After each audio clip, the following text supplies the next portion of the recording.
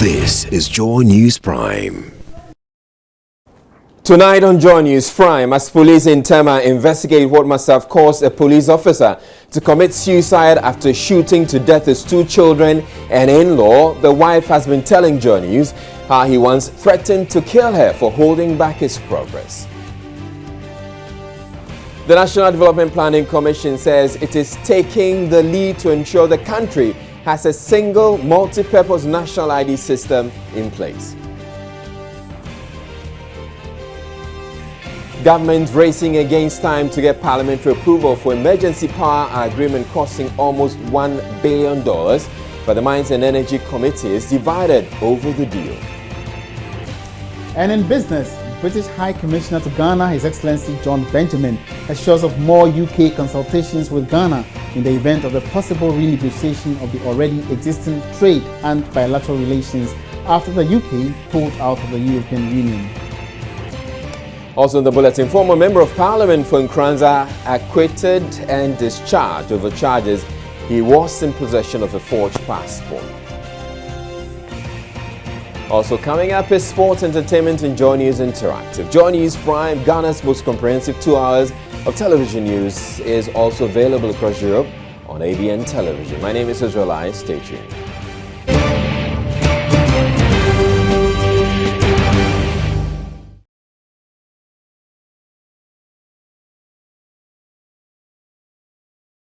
Police are investigating the case of a police officer who shot and killed 2 of his children, his in-law and then himself in Tema on Monday.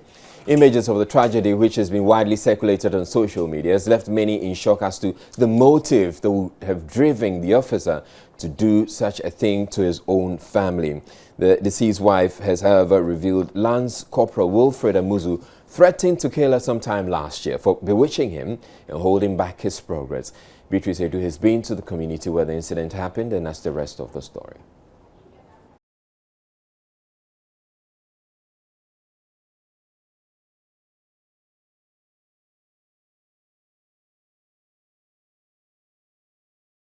It's a very traumatizing situation here at this particular house within Def Traco Estate at Tema Community 25. Others call it New Dowenya. A number of people early this morning trooped to this house trying to catch a glimpse of actually what happened last night. This is an uncompleted house. It is not even painted. It is just plastered. The police CID have been here since very early this morning, and they have not allowed any single person who has nothing to do with the investigation to go into the room. But what we've been told by the police CID and some other police officers who have been inside is that there are pools of blood in this particular house where this incident happened. Remember, 2 children were killed, including the woman who was bathing the youngest of the children. The police CID have come to take their samples. They say that as of now, they have cordoned up this place. The doors have been locked. Nobody will be allowed in because then someone could tamper with the investigations currently ongoing. I have a neighbor here with me, Felix Kumaho. He actually got to know this family before this unfortunate incident happened yesterday. I've known them for a year now. I live down the area, but usually I interact with them daily. The old woman asked me to look for a place of abode for them. I was back from work last evening around 4 p.m. when I heard the gunshots, 4 gunshots. I didn't think it came from here until this. The lady, the house lady.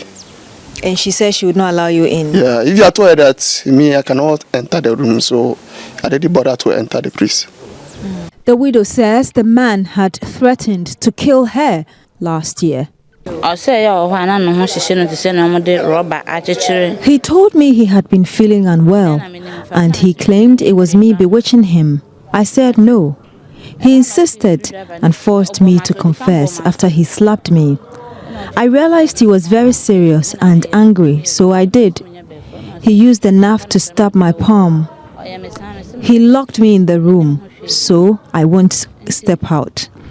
I reported to Dofsu and they asked me to leave the house. He came here yesterday and left after 3 p.m. I was afraid, so I left to a sister's place in Ashaiman immediately after he left, so we could pass the night there. But I came back and heard about the news. My mom, my children are gone.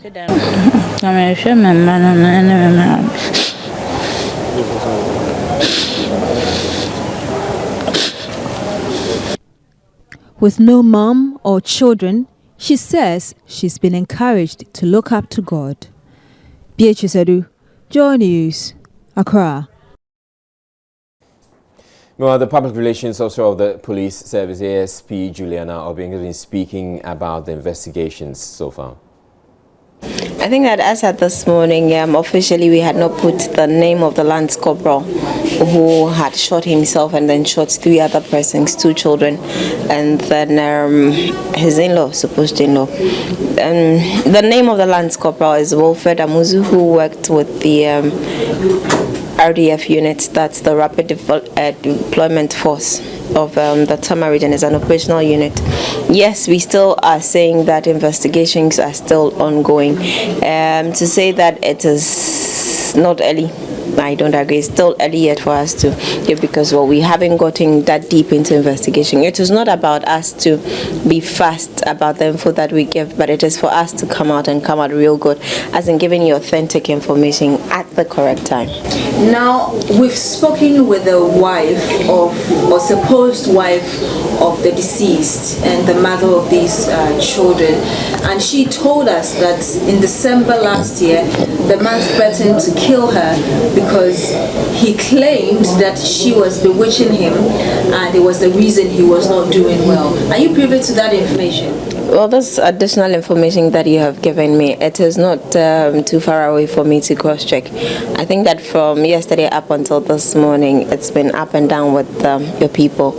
Like I said, we welcome any information at all to help us with whatever it is, investigations that we are doing with respect to the suicide and murder case involving the late Lance Corporal Wilfred Amuzu. So, well, yes, I have picked up that information. I would cross-check and then get back to you on that. What we're also learning is that after this incident, after he threatened to kill her some months ago, she reported this to the police, and what we are also learning is that, not from the woman though, but from elsewhere, is that apparently there had been an order from the hierarchy of the police for this officer to be detained, and this was not done. Again, that's information to me. I would have to cross-check. You'd have to give me time to do that cross-check and still get back to you on that.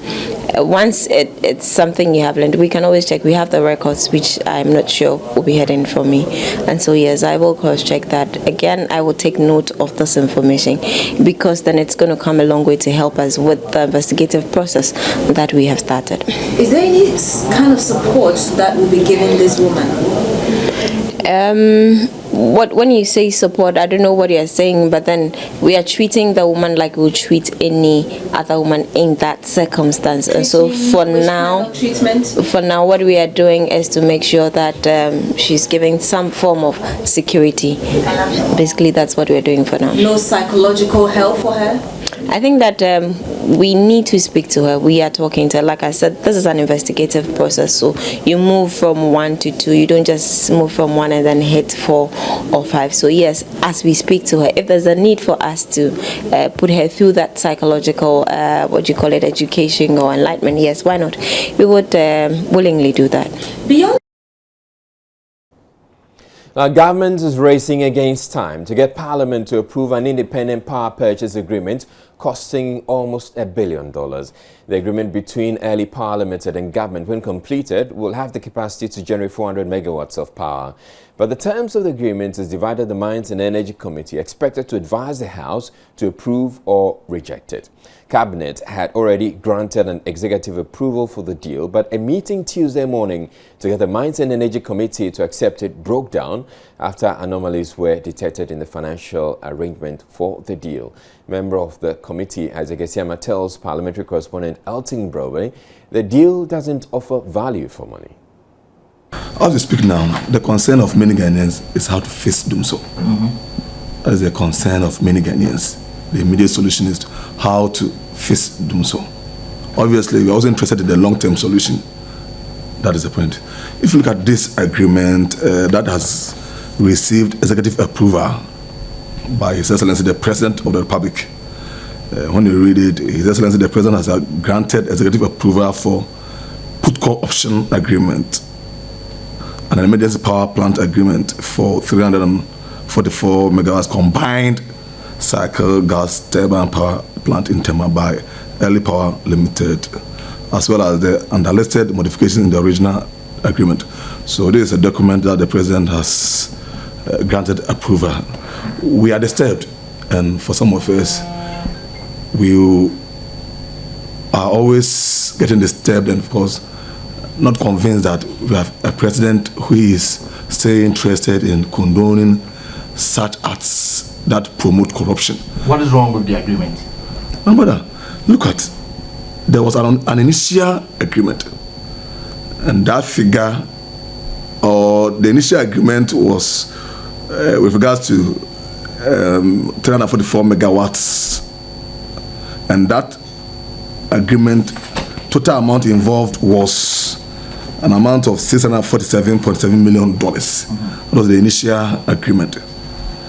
And the megawatts involved is 344. Then there's an additional 56 megawatts.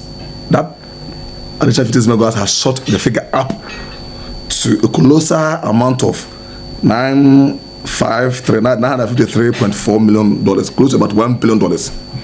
Just an additional 56 megawatts.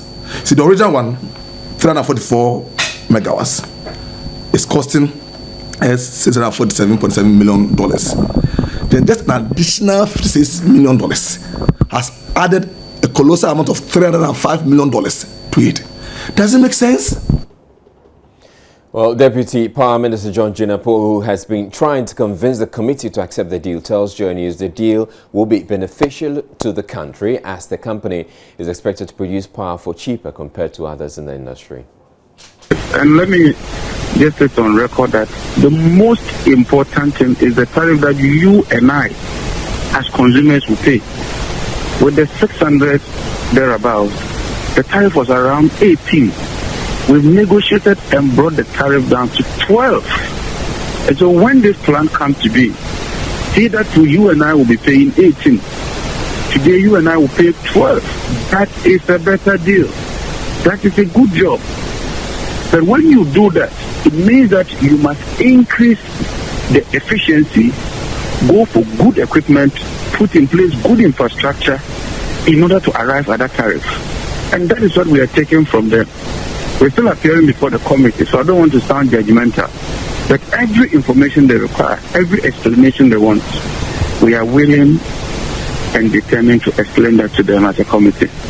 Now, experts say, and I've just been reading the details from the U.S. Energy Information Administration, and it suggests that globally, a 1 megawatt plant should cost you not more than $2 million. In fact, the range is between $1 and $2 million for a 1 megawatt very plant. Good, my brother, very good. Now, so 2 million times. Just a second. Even if you use the upper limit of $2 million, this 400 megawatts plant should cost you $800 million. So why is it costing us $950 So the question is, what would 100 do? Yes. It comes with a fuel infrastructure. It's not just a plant. They are supposed to put in place a full infrastructure. Unlike other plants where we are obliged to supply them with gas, we are moving away from this issue of supplying with gas. They have to use LPG, and they have to put in place all the infrastructure.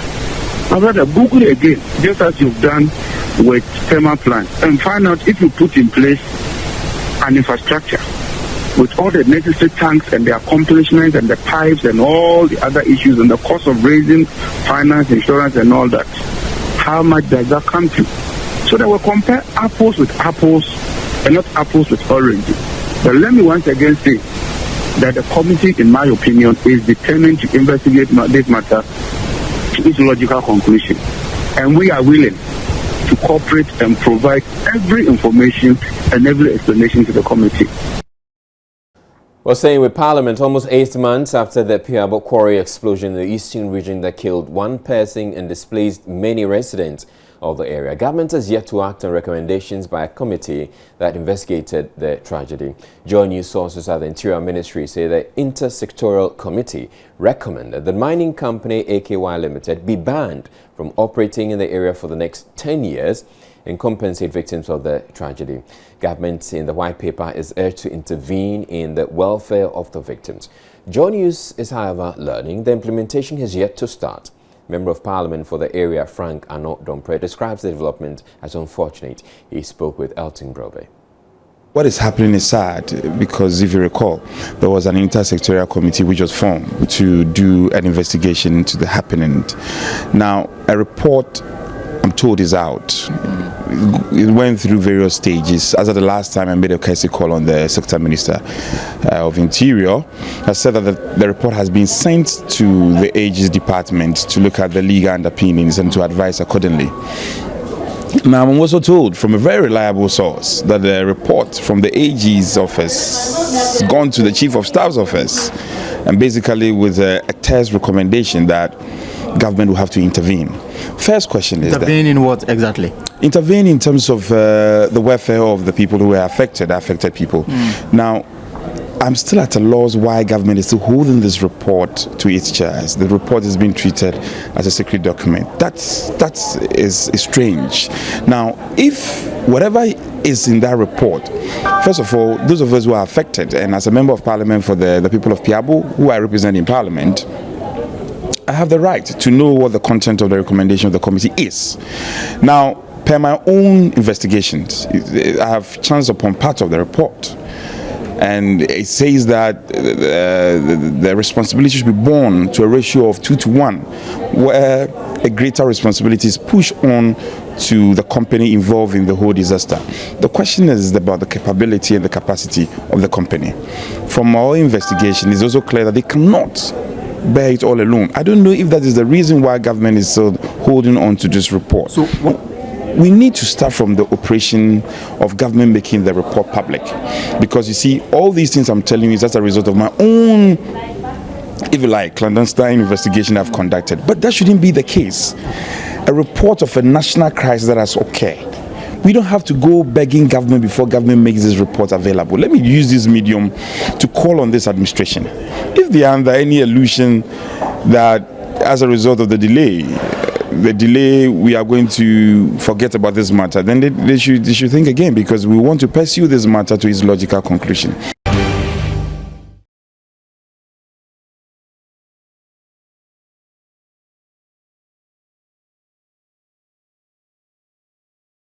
Former Member of Parliament for Nkranza North, Eric Amwating, has been acquitted and discharged over charges he was in possession of a forged document. The former legislator was arrested in August 2014 when he arrived in the country after serving a 10-year jail term in the United States of America for a drug-related offense. Joint News' Joseph Akable was in court and filed this report. The court in the ruling on Tuesday stated that prosecution failed to prove that the accused had knowledge, direct or implied, that the document in his possession was forged. Presiding Judge Ellen Vivian Amwa said the witnesses introduced by prosecution in the course of trial admitted that the accused was surprised when he was confronted at the airport that his passport was a forged one. The judge also mentioned that the accused during trial told the court that he acquired a passport after applying for it online.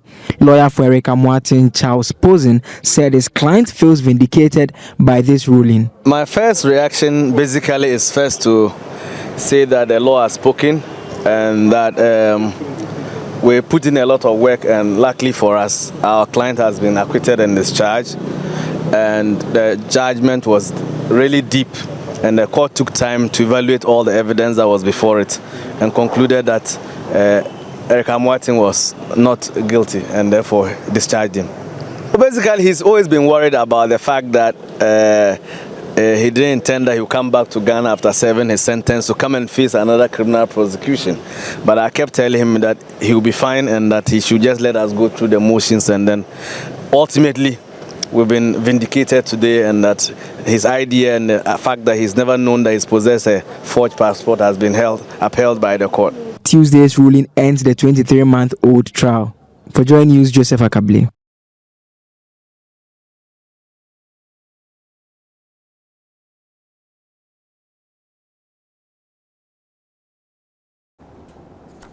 Meanwhile, the former legislator speaking to Evans Mensah on Newsnight says he remains a member of the opposition New Patriotic Party and intends to engage in farming.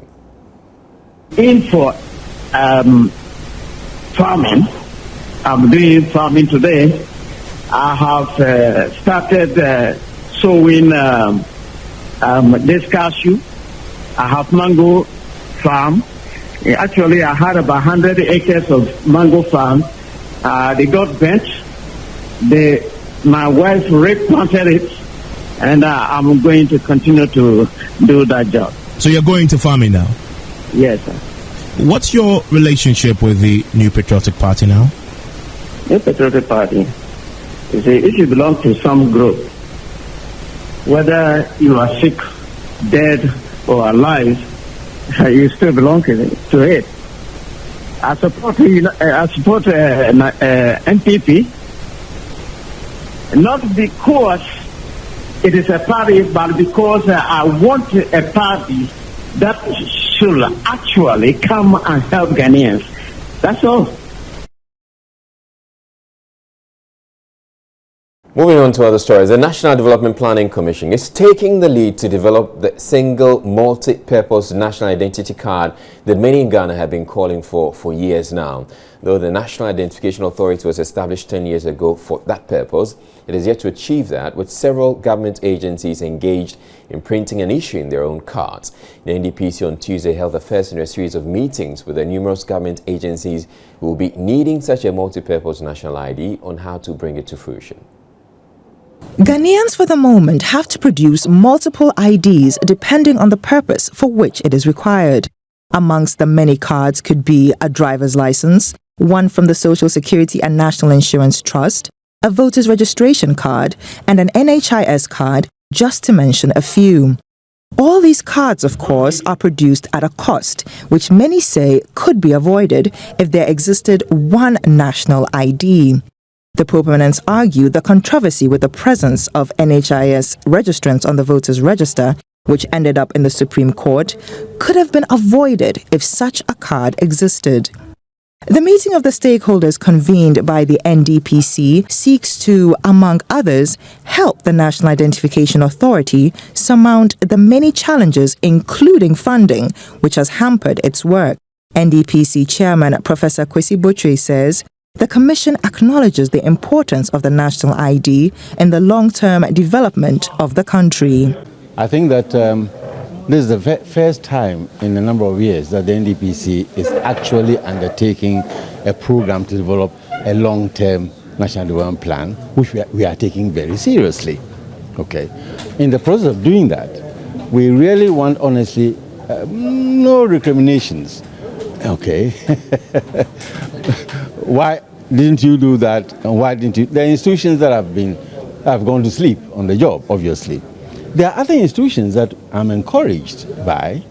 I mean, you go to the railway people, for instance, or the town planning people, or the Port Authority. We call some of these organizations and ask them what they had in the way of long-term plans. And what we got from some of them, I was amazed by, meaning that you had dedicated people in many of these places working hard and discouraged because they would spawn these wonderful plans and they knew that they weren't going anywhere. But when they heard and found that we were interested in what they were doing, they came up with some really excellent proposals and policies, meaning that they've been working and thinking. But it's uneven. Others just weren't doing anything at all. He acknowledges the NDPC does not have a large pool of funds to tap into, but hopes to explore creative ways to mobilize funds. We also made representations to the Minister of Finance when the 2016 budget was being developed. Yes, we did. And we got a fraction of what we asked for, like most institutions, because, Ken, what did we ask for? No, I don't want to get into all that. But the problems of the of the budget are well known. There are limited resources. The Minister of Finance does his best. So nobody gets the full measure of what they asked for. Okay. I frankly don't remember what we got, but I can tell you it was a fraction of what we asked for. Therefore, we must be creative in supplementing what we get, okay, from other sources. So we wrote to institutions, wrote to the Bank of Ghana, wrote to the GNPC, wrote to other organizations. We got substantial help from the central bank, for instance, I think close to 10 million cedis. So, you know, one does not live one's life in accordance with conditions that one hopes existed or exist. One lives one's life on the basis of conditions and constraints that you have. You must operate within these constraints and be creative in devising alternatives. So if we can't get all the resources we need from the consolidated fund, not because the minister is wedded to parsimony as such, but because the resources are not there, we don't throw our hands up and complain. We go out there and see how we can tap resources from willing agencies that see the value of our work. According to Professor Butchie, this forum is the first in a series of talks between the NDPC and its stakeholders on the eventual implementation of the single national identity card after over a decade of erratic progress. For Joy News, Jennifer Kwamwa. Right, we're taking a break for business, but still to come. The Electoral Commission has expressed concern over what it says is a failure by many persons who registered with the NHIS cards to take advantage of the re-registration exercise. Stay tuned, we'll be back in a bit.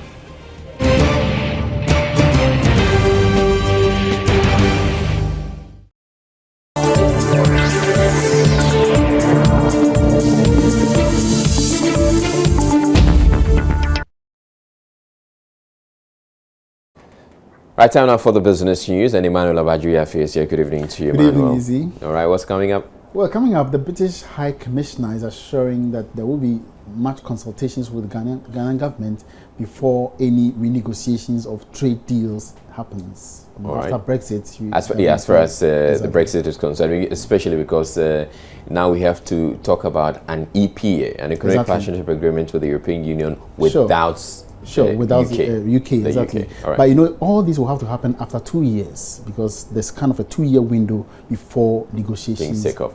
Right, you take it out. Thank you very much, and thanks for watching. Now, Minister of Trade and Industry Dr. Ekos Pilgabra has reiterated government will take remedial measures to avert negative impact of the UK's exit from the UK. In an interview with the after the Ghana Business Day celebration breakfast meeting, which was organized by the International Chamber of Commerce, Dr. Spilgabra said the nation is not expecting any significant impact on businesses. He, however, maintained that Ghana will have separate bilateral agreements with the UK away from previously negotiated ones. The Brexit, as it's popularly known, has brought about many changes in international trade agreements with the EU and the UK. For Ghana, agreements with the EU will no longer be applicable after 2 years of the Brexit, hence the need to have a separate bilateral agreement. Trade Minister Dr. Spilgabra was speaking in an interview with Joy Business at the sidelines of the Ghana Business Day celebration and breakfast meeting organized by the World Trade Center, Accra, and the International Chamber of Commerce, Ghana.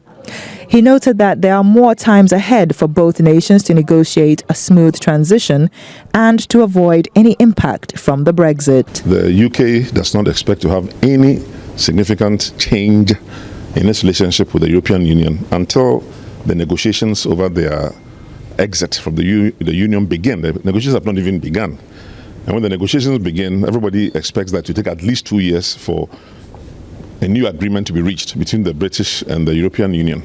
And it's only when we see where those negotiations are going that countries like Ghana can see if aspects of the negotiations may have a negative impact on our economy, especially with our exports into the European Union or into Britain. And then we can take remedial measures in terms of our bilateral agreements with the UK. When the British leave the EU, then agreements that Ghana have with the EU will no longer apply to Britain. And that will mean that you now have to go to Britain itself and have your own bilateral agreements with them, just as Ghana with other African countries has with the United States through the Africa Growth and Opportunities Act. On his part, British High Commissioner His Excellency John Benjamin stressed the UK will be having a new trade relation with Ghana in the development of the agriculture and export sectors. He said the UK government will consult the government of Ghana to renegotiate some of their already existing trade and bilateral agreements. As a major partner, donor partner, we want the very best for Ghana. We trade with Ghana, we cooperate with Ghana. We contribute over £100 million a year in various forms of development aid. And we want to see the Ghanaian economy flourishing to the benefit of all Ghanaians. And we think international free trade is a part of that, and it contributes to global prosperity and to Ghana's prosperity. Obviously, there have been difficulties in Ghana's macroeconomy. That was why the IMF came and why a deal was done to bring about greater macroeconomic discipline in the management of the economy. And we hope that Ghana's economy continues its impressive growth rates, is able to reach again the heights that it reached around 2009, 10, 11 in terms of growth, to the benefit of everybody in Ghana.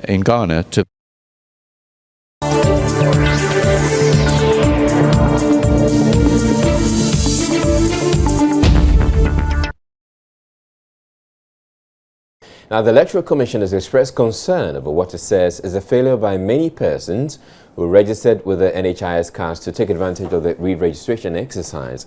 The Commission says only 14,000 out of the 56,000 identified as having registered with the NHIS cards have re-registered. The 10-day exercise began last week, but with a few days to go for the end of the program. Some potential voters say they are yet to participate in the exercise, whilst others are appealing for an extension in the duration. This year particularly, the exercise is not, the advertisement on TV is not much. So me, myself, my area, I don't know where it's been taking place. Well, actually, so far as I take my ID to the bank and do whatever I can do and withdraw my money and just go, I'm cool with that. I have not found the time yet, so probably later. I didn't know until yesterday. I will. Like, you know, we Ghanaians, like, we like Lassa. So maybe, but is it still going on? Yeah, it's still going on. Yeah, maybe I might do it. I check it on MTN.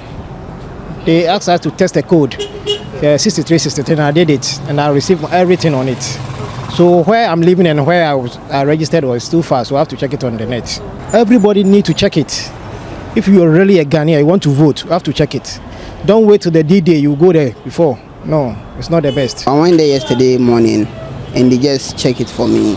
Like, I just use my fingerprint and they check my name and they see that I'm in. Oh, I want the voter's ID card for myself, and it's good for anyone to get it. Well, the EC is urging those who are yet to register to quickly do so before the exercise ends. Its Deputy Head of Communications, Yusufa Yuba, spoke earlier on the polls. We've actually done a lot of sensitization exercises. We've used the media at our district level. Our district officers have gone out there, intensified publicity, telling the people they need to go and re-register. We still don't know why people are not coming to re-register. Now, I remember the last time we had this conversation, I asked that if the location of the district office is a problem for anyone who is in a remote area, maybe sending it to the polling stations will be the solution. And you said, yes, it is being considered. Has that been done? The reason why we were not able to deploy the registration kits to the various registration centers was that, looking at the time limitation, we need at least 2 weeks to be able to configure the registration kit to the center. We already have an existing infrastructure, that is a VMX system that we use in our various offices, which is linked to the data center in Accra. So it was convenient for us to use that system because time wasn't on our side. So basically that is why we're using that system, because we have to exhibit that register for them to go back and check their name. Meanwhile, Chairperson of the Commission, Charlotte Osei, has charged the media to support the efforts of the Commission to insensitizing the general public to participate in the ongoing re-registration and exhibition exercises. She was speaking at a forum organized by the Ghana Independent Broadcasters Association, GEBA, in Accra on Tuesday. Today is the 9th day of the ongoing voters register exhibition exercise and the re-registration of the deleted NHIS card registrants. While the Commission is doing all it can to drive enthusiasm among the public to visit their polling stations and check their details and get verified so they can vote, it is important for the media to support the Commission's efforts by dedicating more airtime to encourage registered voters to participate in the exercise. The level of influence and control the media has on society was aptly captured by the African-American civil rights activist Malcolm X when he said, "The media is the most powerful entity on earth. They have the power to make the innocent guilty and to make the guilty innocent, and that's power, because they control the minds of the masses. In the interest of our country and our collective future, we at the Electoral Commission urge the media to use this most powerful of weapons with the utmost care and in the collective interest of Ghana. Bad journalism everywhere and anywhere is a threat to peace, political stability, and democratic growth everywhere." The chairman of the National Peace Council says the council will back the police administration's proposal for a ban on social media on election day if it is able to prove it will negatively impact the polls. Reverend Asante made these remarks at the launch of the National Election Early Warning and Response Group in Accra on Tuesday. Maxwell Agba has more. The U.S. Agency for International Development, USAID, in partnership with the National Peace Council, the West African Network for Peace Building, WANEP, and the United Nations Development Programme, UNDP, officially launched the National Election Early Warning and Response Group. The group will, amongst other things, discuss, develop, and recommend response strategies to violent threats to the December general elections. Speaking on the sideline of the launch, chairman of the Peace Council, who is also head of the group, Reverend Emmanuel Asante, said the council will only support calls for the ban on social media on election day if ample evidence is provided to back claims that it poses a threat to the elections. Do you know what the social media can do?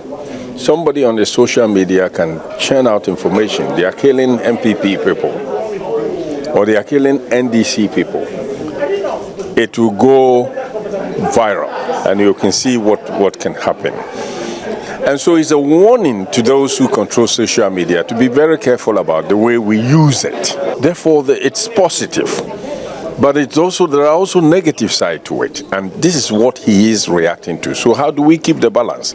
How do we ensure that it is not used for wrong purposes? I for one, believe that social media is necessary, but it must not be misused. If it becomes necessary, if there's a reason for that, and there's ample evidence, we will support. On his part, Interior Minister Prosper Bani reiterated a call on political parties to disband all paramilitary groups within their ranks ahead of the elections. The presence, an increasingly threatening presence of rogue groups among political parties, which have had the occasion to suggest and strongly advise that these groups are very unlawful and will not be tolerated moving forward into the December 2016 elections. I would like to take this platform to advise all political parties to minimize or to distance completely from the activities of such rogue groups that have different names associated with them. We also need to begin to believe in our own institutions. Ms. G is here with entertainment.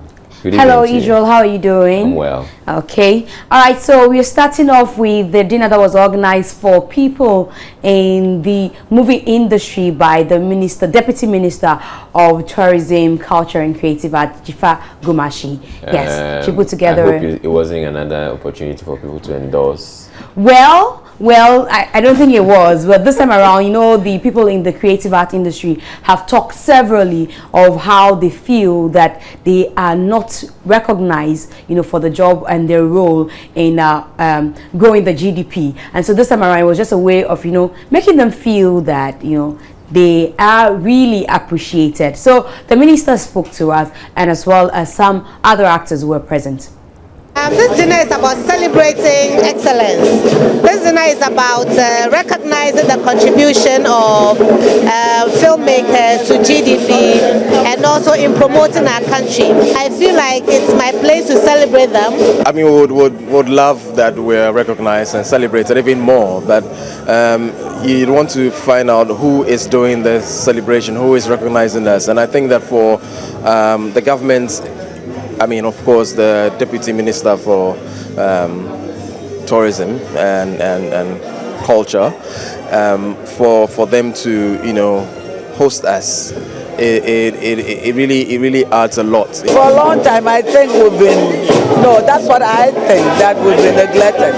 For instance, the group that you see here, we're the team that went to New York for the Tribeca Film Festival. You know, the film won 2 awards. When we came back, I didn't hear anything about it. Nobody welcomed us, and we were thinking that we've been forgotten. But I think the minister has done well by inviting us here. My team has worked very hard. My team sacrificed a lot, both the crew and cast. Silver Rain has had a tremendous journey, and so for me, when there's any opportunity to celebrate, I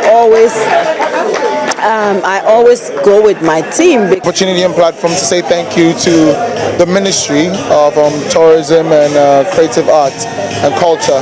They're doing an amazing job when it comes to the creative industry and in film. It's a wonderful thing that she's done. A nation that does not honor its heroes and sheroes is not worth dying for.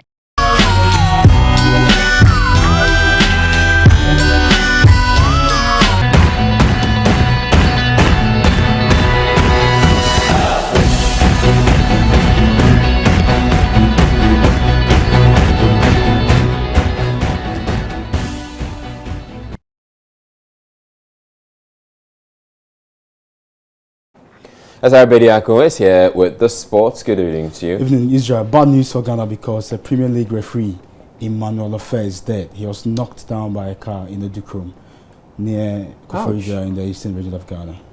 That's terrible This news. afternoon, yes. A minibus ran over him, Emmanuel Offa. So our thoughts are with the family members. Certainly. Yes. Certainly. Okay, so it's now time for sports here on Joy News Prime. Hello from me, Asai Bediako. For starters, Ghana's Mediama Sporting Club put up a fine performance to beat Young Africans of Tanzania 3-1 in the Group A return leg of the CAF Confederations Cup at the Esipon Stadium on Tuesday afternoon.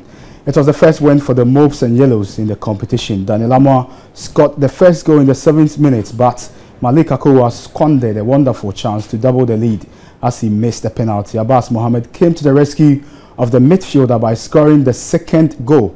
Young Africans pulled the goal back, but Abbas Mohammed yet again scored the much-needed third goal for the MTN FA Cup champions of 2015. Now, Mediama are still third in the Group A table of the CAF Confederations Cup.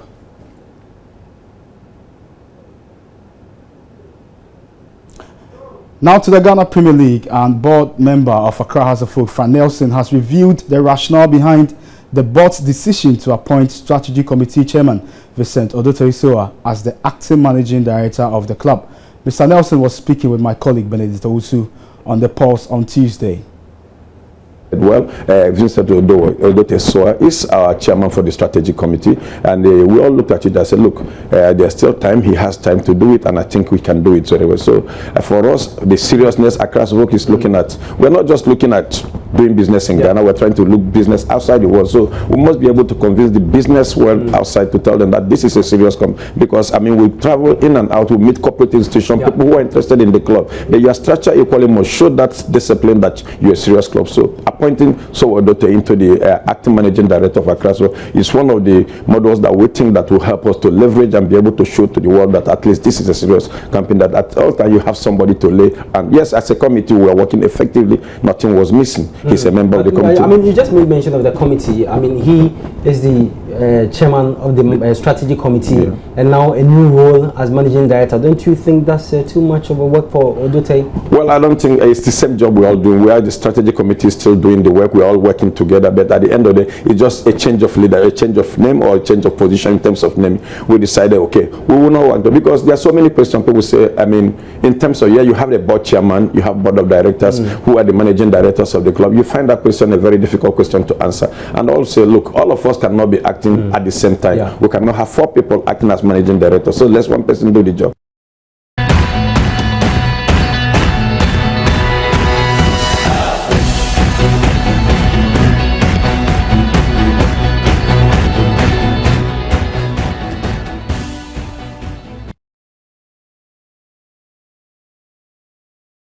We'll be off for the bulletin. My name is Israel Lai, and you have a great evening.